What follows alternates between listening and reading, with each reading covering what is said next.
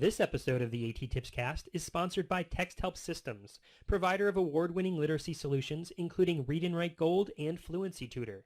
For more information, go to www.texthelp.com. That's www.texthelp.com. Hi everybody, my name is Bill Peters, and I wanted to tell you about an event that my family and I will be participating in on April 22nd, 2010. It's called the Bounce for Autism, and it's sponsored by the Autism Society and Pump It Up inflatable party zones. Nearly 30 million people worldwide are affected by autism, and 1 in every 110 children in the United States has autism.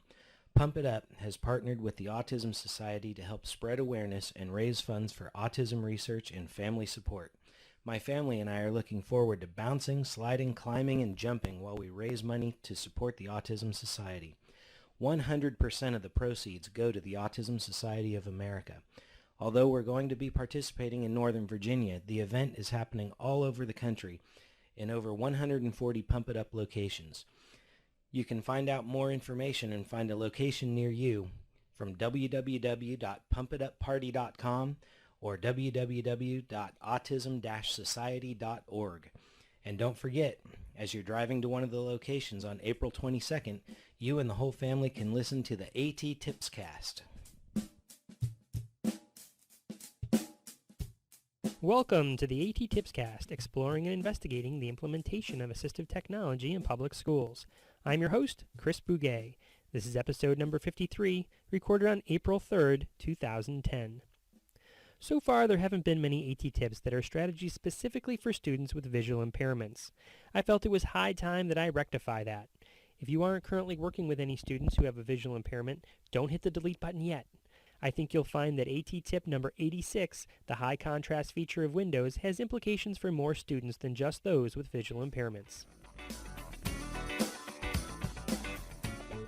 Shift, Alt, print screen. Shift, Alt, print screen. Shift, Alt, print screen. Come on, say it with me. Shift, Alt, print screen. Shift, Alt, print screen. Shift, Alt, print screen. Shift, Alt, print screen. There, is it stuck in your head yet? To be clear, it has to be left Shift, left Alt, and print screen for it to work.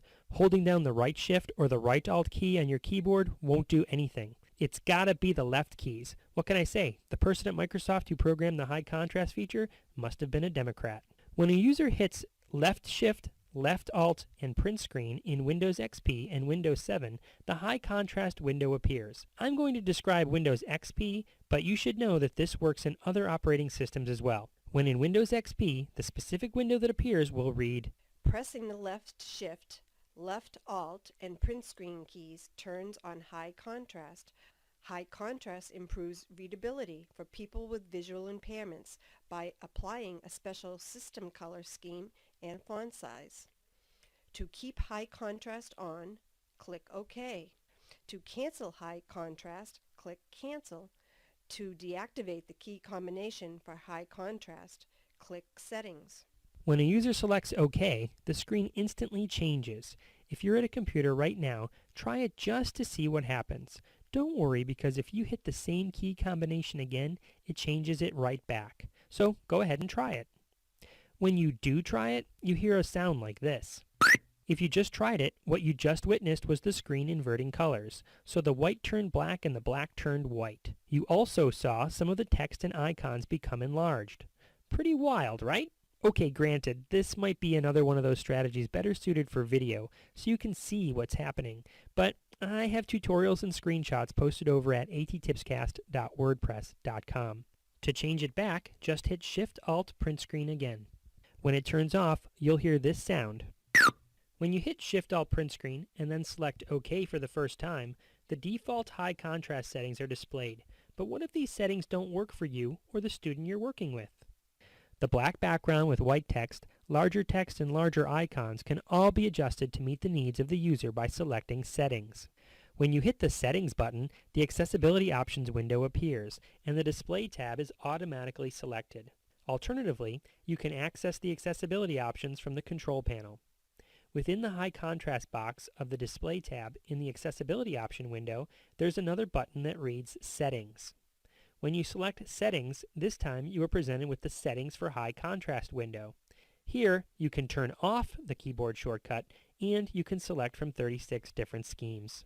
When working with a student, I would suggest giving the student some time to experiment with the different high contrast schemes to determine which one makes the screen the easiest to read. Remember when I said the strategy wasn't just for students with visual impairments? For some students, presenting the screen with contrasting colors or with icons with larger sizes can help to maintain attention or relieve pressure. I guess what I'm saying is, why not let every student, regardless of a visual impairment, experiment with the various high contrast schemes to determine which scheme makes the screen easiest to read? It just might make all the difference to a student with a learning disability if they can increase the text size, text color, or background color for most of what they are doing on the computer. Also, the high contrast feature is excellent for adults who are losing eyesight or experiencing eye strain. In all my years as an assistive technology trainer, I've probably shown the strategy an equal number of times to adults who are having trouble seeing the screen as I have students. Got an aunt, uncle, mom, dad, grandma, or grandpa who use the computer but are having trouble seeing the screen?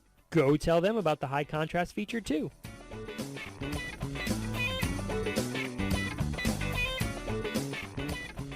If you're a Mac user or you use a different operating system, I apologize.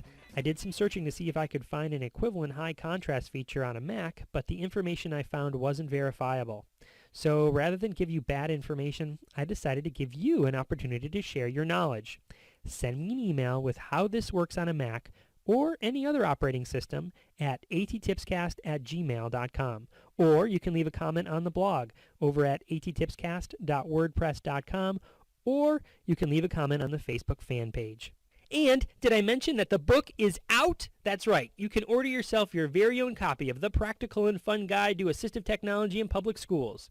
Spending too much time writing evaluations and not enough time with the students? We've got strategies to help with that. Spending all your time in IEP meetings and not enough time interacting with teachers? We've got strategies for that too. Finding that your process for consideration of assistive technology is too cumbersome, slanted towards one population over another, or is generally going unused? We've got strategies for that as well.